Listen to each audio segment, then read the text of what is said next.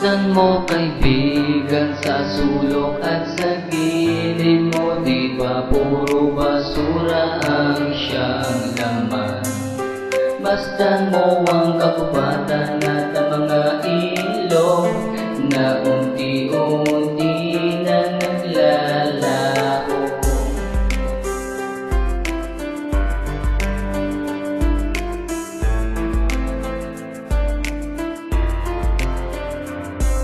Basta mo kaibigan ng ating lupang sinilangan, tuluyan ng nilamon na baha kasi naman pati puno kanila ang tinitira. Kaya pagsapit ng ulan, di mabilang-bilang ang mga trahedya. Kailan kaya kikilos ang ating mga pinuno na unti-unti nasisira ang ating kalikasan? Huwag natin na pusuin ang ating likas na yaman, dapat natin tuligisin para mundo natin mag-iba. Masdan mo kaibigan sa sulok at sa gilid mo, di ba puro basura ang siyang laman? Masdan mo ang kagubatan at ang mga ilog na unti-unti na naglalaho.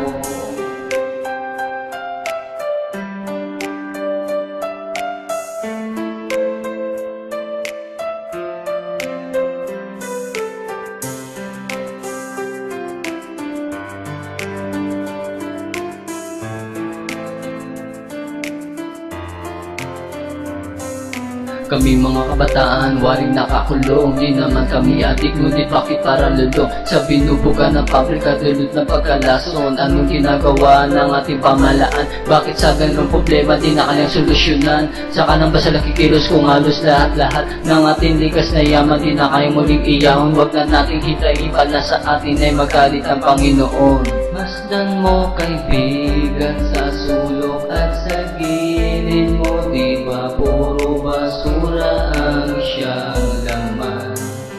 Masdan mo ang kagubatan at ang mga ilog na unti-unti na naglalaho.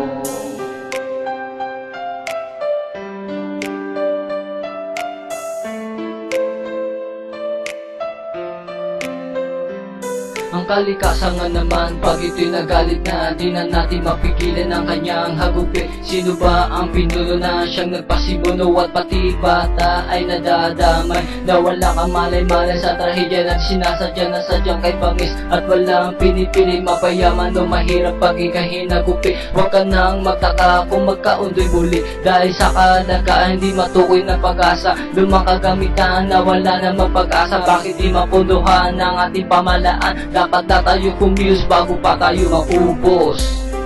Masdan mo kaibigan sa sulok at sa gilid mo, di ba puro basura ang siyang laman? Masdan mo ang kagubatan at ang mga ilog na unti-unti na naglalaho.